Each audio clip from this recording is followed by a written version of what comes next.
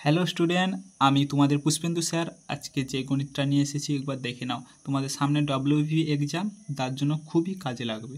বলেছে দেখো প্রথম গণিতটা যে 1500 মিটার পরিধি একটি বৃত্তাকার দৌড়ে অনিল এবং বিলাল একটি স্থান থেকে একসঙ্গে দৌড় শুরু করেন।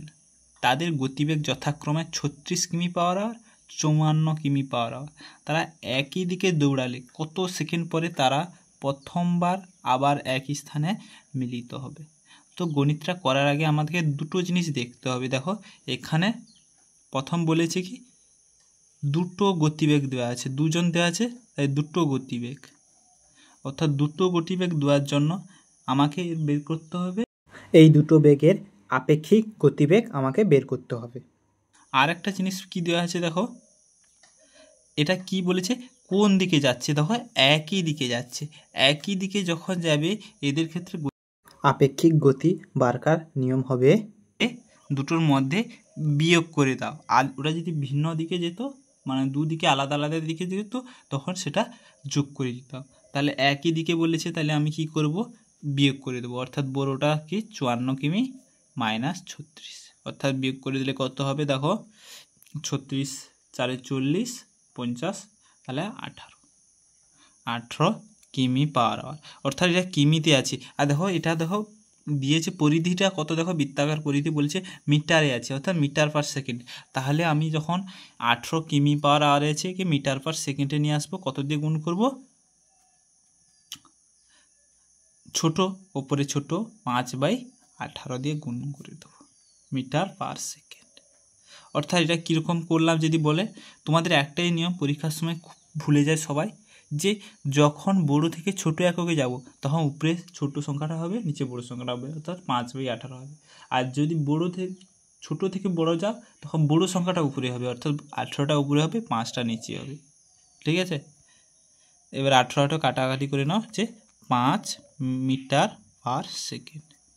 এইবার বলেছে দেখো যে আমরা জানি কি যে কত সময় তারা প্রথমবার একই স্থানে মিলিত হবে, অর্থাৎ টাইম সমান হয় দেখো ডিস্টেন্স বাই স্পিড। অর্থাৎ ডিস্টেন্সটা কত, 1500 মিটার বাই স্পিডটা দেখো 5 মিটার।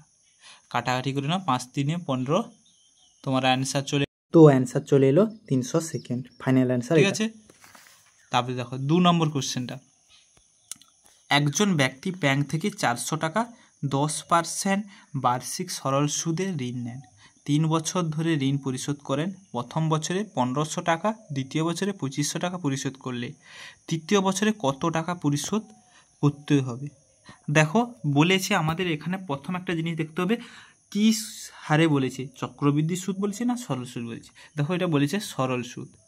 যেহেতু আমার সরল সুদ বলেছে, দেখো বলছে 3 বছর, প্রথম বছর 1 বছর 2 বছর 3 বছর, টোটাল টাকা কত, 4000 টাকা। 4000 টাকা প্রথম বছরে কত হবে? প্রথম বছরে দেখো সে দিয়েছে কত, 1500 টাকা। ফার্স্ট ইয়ারে সে দিয়েছে কত, 1500 টাকা। এবার বলেছে তাহলে প্রথম বছরে 4 বছরে 4000 টাকা, সুদটা কত, সুদটা হচ্ছে 10%, মানে 4000-এর 10% মানে একটা শূন্য কেটে যাবে, অর্থাৎ 400 টাকা ইন্টারেস্টটা। ঠিক আছে, তারপরের বছর দেখো বলে দিয়েছে, দেখো তারপরের বছর কি বলেছে, দেখো যে সে 2500 টাকা দিয়ে দেয়, সে 2500 টাকা দিয়ে দেয়।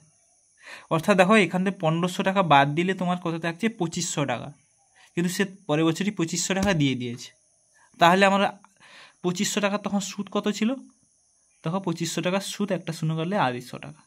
তার কাছে দেখো 2500 আর 1500, অর্থাৎ দেখো 2000 3000 4000, অর্থাৎ পুরো টাকাটাই দিয়ে দিয়েছে। তাহলে তৃতীয় বছর কত টাকা দিবে, এই সুদ টাকাটাই দিবে, কত, 400 প্লাস 250, অর্থাৎ 650। তোমার অ্যান্সার 650। তো আরেকবার গণিতটা বুঝিয়ে দিচ্ছি, দেখে না, যে বলেছে আমার মূল টাকা কত, 4000 টাকা। প্রথম বছরে কি বলেছে, যে সে 1500 টাকা দেবে। 1500 টাকা দিলে কী হবে, প্রথম বছর 1500 টাকা দিবে, এবং তার 4000 টাকার সুদ আছে, 4000 টাকার সরল সুদ কত হবে, 400 টাকা, 10% হারে। এবার বলেছি যে 4000 টাকা দিয়ে দিলে আর কত টাকা থাকবে, আর 2500 টাকা থাকবে। এবার 2500 টাকা বলেছে দ্বিতীয় বছর সে দিয়ে দিয়েছে, দ্বিতীয় বছর দিয়ে দিলে কী হবে, তাহলে দ্বিতীয় বছরে আসার আগে কী হবে, দ্বিতীয় বছর 2500 টাকা সুদটা হবে। 2500 টাকা সুদ কত, 250 টাকা 3% হবে। অর্থাৎ দেখো তাহলে পুরো টাকাটা কমপ্লিট। তাহলে তৃতীয় বছরে কী টাকা থাকবে, যে দুটো সুদ 400 টাকা আর 250 টাকা যোগ করলে 650 টাকা। আর এই ভিডিওগুলো তোমরা আশা করি সব লোকে দেখবে, কারণ পুরো ভিডিওটা দেখলে তোমরা অনেক কিছু তোমাদের মধ্যে ম্যাথের প্রচুর ডেভেলপ করতে পারবে, কারণ ম্যাথস অনেকেরই প্রবলেম হয়। তো তোমরা মোবাইলে অনেক সময় রিল দেখে নষ্ট করো, তো আমি বলবো তোমরা এই গণিতগুলো একটু দেখে রাখো, তোমাদের কাজে লাগতেও পারে, ঠিক আছে। তারপরে বলেছে দেখো, যদি cos a সমান 4/5 হয় তবে cot a plus tan a সমান মান কত হবে। দেখো এই গণিতটার ক্ষেত্রে আমরা জানি, দেখো cos ধরো একটা ত্রিভুজ এঁকে নিলাম, সমকোণী ত্রিভুজ, যে cos মানে আমি কি জানি, যে লম্ব না ভূমি বাই অতিভুজ। cos সমান ভূমি বাই অতিভুজ, এটার ভূমি যদি তাহলে ভূমি বাই ভূমি মানে 4, অতিভুজ সমান 5। এবারে আমরা জানি পিথাগোরাসের উপপাদ্য লাগালে হয়ে যায়, লম্বর মানটা পেয়ে যাব যে অতিভুজের স্কোয়ার মাইনাস লম্ব স্কোয়ার, অর্থাৎ অতিভুজের স্কোয়ার লম্ব স্কোয়ার থেকে ক্যালকুলেশন করলে এটার মান হচ্ছে 3 পেয়ে যাবো। এবারে আমাকে প্রশ্ন বলছে দেখো cot a সমান হয়, দেখো ভূমি বাই লম্ব, ভূমি এর ভূমি কত 4 আর লম্ব কত 3, প্লাস ট্যান হয় লম্ব বাই ভূমি 3/4। এইটাকে জাস্ট ক্যালকুলেশন করে নেবো, 4 3 12, নিচে লসাগু হয়ে যাবে 4 4 16 প্লাস 3 3 9, অর্থাৎ 25/12। তোমার ফাইনাল অ্যান্সার দেখো 25/12। তারপরে গণিতটা বলেছে দেখো, 3 জন পুরুষ 5 জন মহিলা 57 দিনে একটি কাজ করতে পারে। 9 জন পুরুষ ও 4 জন মহিলা একসাথে সেই কাজটি কত দিনে করতে পারবে।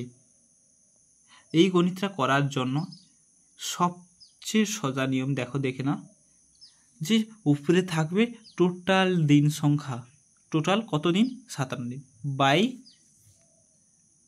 কী হবে অ্যান্ড বাই অর, অ্যান্ড মানে এবো, অর্থাৎ অ্যান্ড বাই অর, তাহলে পুরুষের অ্যান্ড কত 9, অর কত পুরুষের 3, plus and by or, and মহিলার ক্ষেত্রে কত 4 জন আর অরে কত হবে 5 জন।